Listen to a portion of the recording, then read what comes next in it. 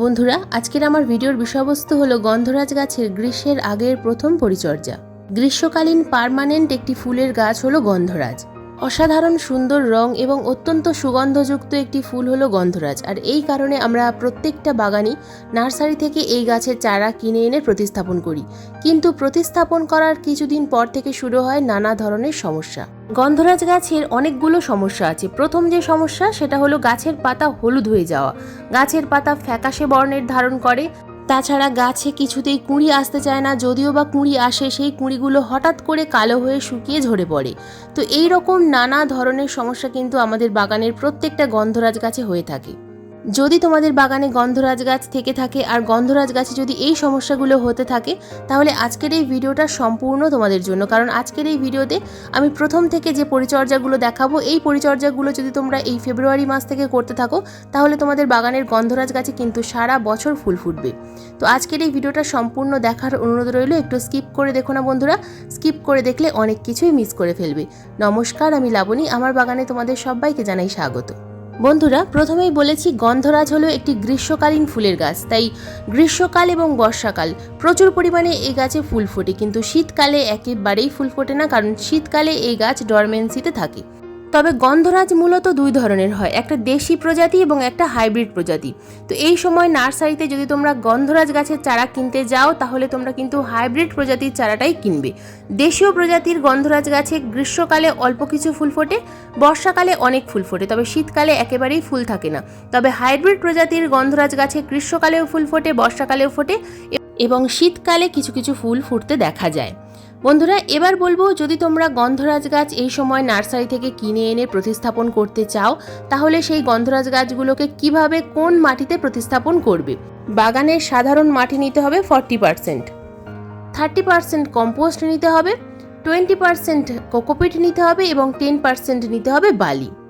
গন্ধরাজ গাছ ময়েশ্চার মাটিতে খুব ভালো হয়। গন্ধরাজ গাছ এমন একটা মিডিয়াতে বসাতে হয় যে মিডিয়া সবসময় হালকা ময়েশ্চার থাকে।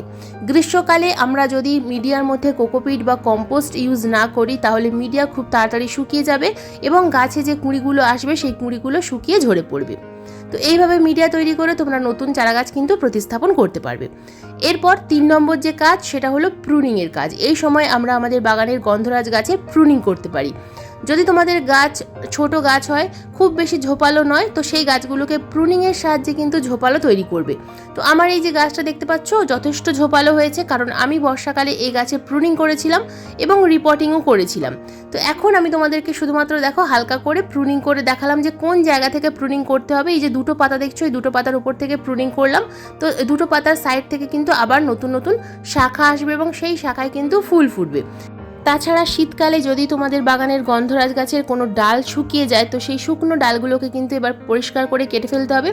গাছের মধ্যে যেন কোনো রকম কোনো শুকনো মরা ডাল না থাকে, আর তাছাড়া গাছের মধ্যে যেন কোনো রকম কোনো ফাঙ্গাস লাগা পাতা না থাকে। তো গাছটাকে সম্পূর্ণ পরিষ্কার করতে হবে।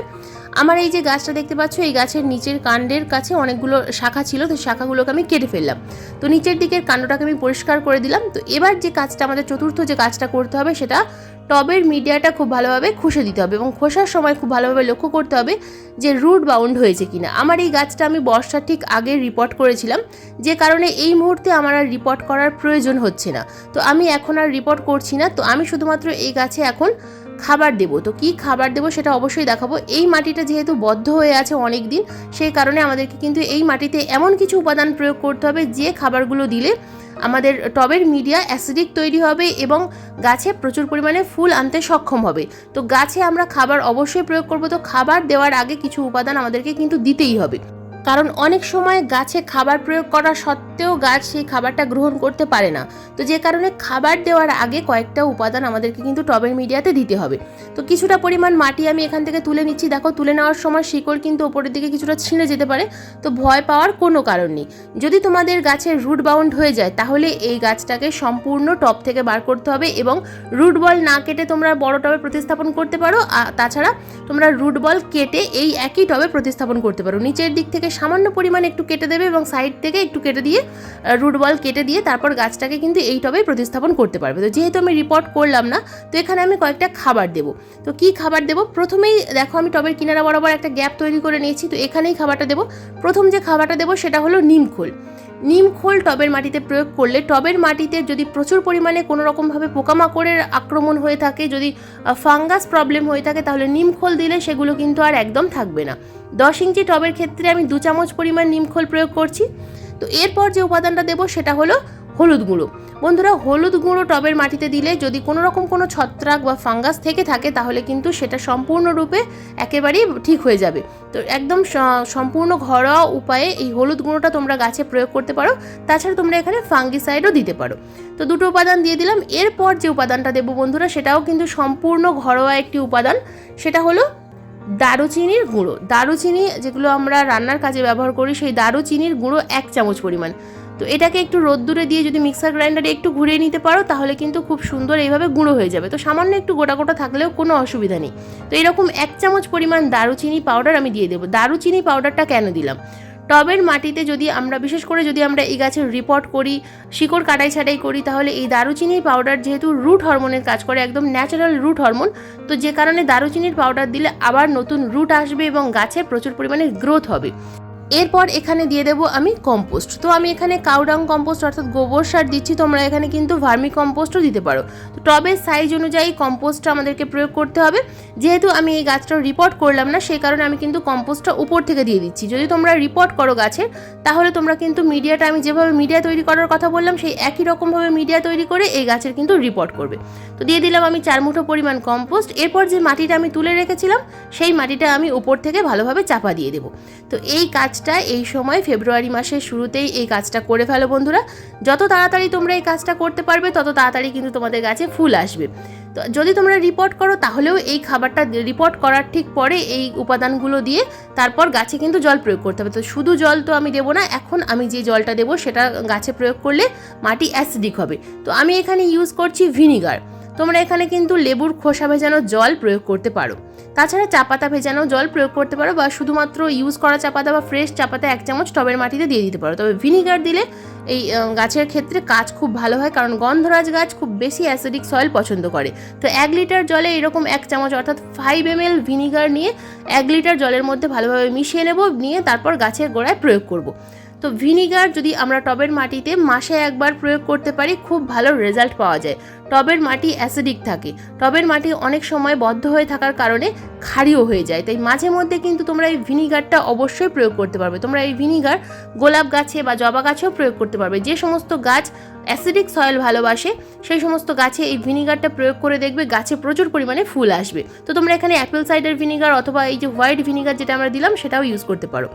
টবের মাটিতে জল দেওয়ার পর একটা যে বিষয় লক্ষ্য করবে যে টবের মাটিতে যেন কোনো রকমভাবে জল না জমে যায়, ড্রেনেজ হোল দিয়ে জলটা যেন বেরিয়ে যায়, এই বিষয়টা লক্ষ্য রাখবে। যদি দেখো যে জলটা জমে যাচ্ছে তাহলে কিন্তু তোমাদের গাছের অবশ্যই রিপোর্ট করতে হবে। রুট বাউন্ড না হলেও রিপোর্ট করতে হবে, কারণ অনেক সময় রুট বাউন্ড না হলেও যদি জল জমে যায়, অনেক সময় ড্রেনেজ হোল বন্ধ হয়ে যায় এবং যার ফলে জল জমে যায়। জল জমে যাওয়ার ফলে গাছের পাতা কিন্তু হলুদ হয়ে যেতে শুরু করে। বন্ধুরা, এরপর আসি একদম শেষ যে কাজটা আমাদের করতে হবে। গাছের মাটিতে তো খাবার দিলাম, এবার পাতায় কি খাবার দেব? পাতায় দিতে হবে মাইক্রোনিউট্রিয়েন্টস অর্থাৎ অনুখাদ্য। তো আমি এখানে ইউজ করছি সিউইড, বায়োভিটা এক্স সিউইড। তোমরা এখানে কিন্তু যে কোনো অনুখাদ্য ইউজ করতে পারো। তোমরা এখানে অ্যাগ্রোমিন ম্যাক্স ইউজ করতে পারো, অ্যাগ্রোমিন গোল্ড ইউজ করতে পারো। যে কোনো অনুখাদ্য গাছে কিন্তু অবশ্যই 15 দিন অন্তর অন্তর স্প্রে করতে হবে। তো আমি যেহেতু সিউইড এক্সট্রাক্ট লিকুইড প্রয়োগ করছি, তো 1 লিটার জলে 2 ml মিশিয়ে ভালোভাবে গাছের পাতায় স্প্রে করব। তো এটা 15 দিন অন্তর অন্তর সকালবেলা স্প্রে করতে হবে, খুব বেশি রোদ্দুরে স্প্রে করবে না। সকালবেলা যখন হালকা রোদ্দুর থাকবে তখন এটা স্প্রে করতে পারবে, অথবা তোমরা সন্ধ্যার আগে স্প্রে করতে পারবে। তো এই জানুয়ারির শেষে অথবা সম্পূর্ণ ফেব্রুয়ারি মাস জুড়ে যে কাজটা দেখালাম এই কাজটা করে ফেলো বন্ধুরা।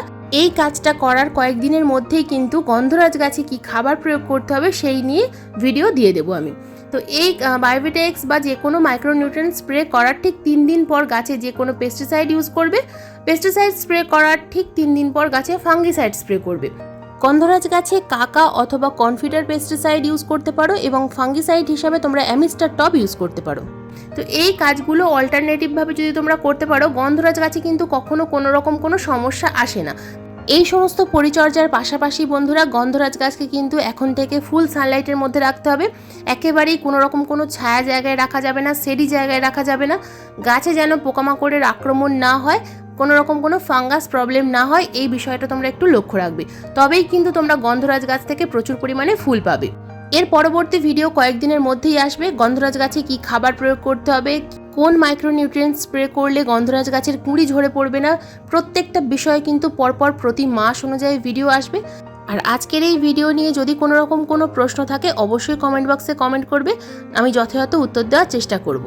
কারণ আমি জানি গন্ধরাজ গাছ নিয়ে বিভিন্ন ধরনের সমস্যা প্রত্যেকটা বাগানের ক্ষেত্রেই হয়। তো যদি কোনো রকম কোনো সমস্যা থাকে অবশ্যই কমেন্ট বক্সে কমেন্ট করবে। আর আজকের এই ভিডিওটা কেমন লাগলো অবশ্যই কমেন্ট করে জানাবে। যদি ভিডিওটা ভালো লেগে থাকে তো প্লিজ একটা লাইক করো, শেয়ার করো, হাইপ করো। চ্যানেলে নতুন বন্ধু হয়ে থাকলে চ্যানেলটাকে সাবস্ক্রাইব করে পাশে বেল আইকনটা প্রেস করে দিও এইরকম নিত্য নতুন বাগান সংক্রান্ত ভিডিও দেখার জন্য। কারণ এইরকম নিত্য নতুন বাগান সংক্রান্ত ভিডিও আমি প্রতিদিন ঠিক সন্ধ্যা 6টার সময় আপলোড করি। ভিডিও আপলোড করার সঙ্গে সঙ্গে যখনই ভিডিও লাইভ হবে তোমাদের মোবাইল স্ক্রিনে অথবা কম্পিউটার স্ক্রিনে ভিডিও নোটিফিকেশন পৌঁছে যাবে। আজকের এই ভিডিওটা সম্পূর্ণ মনোযোগ দিয়ে দেখার জন্য তোমাদের সবাইকে জানাই অসংখ্য অসংখ্য ধন্যবাদ।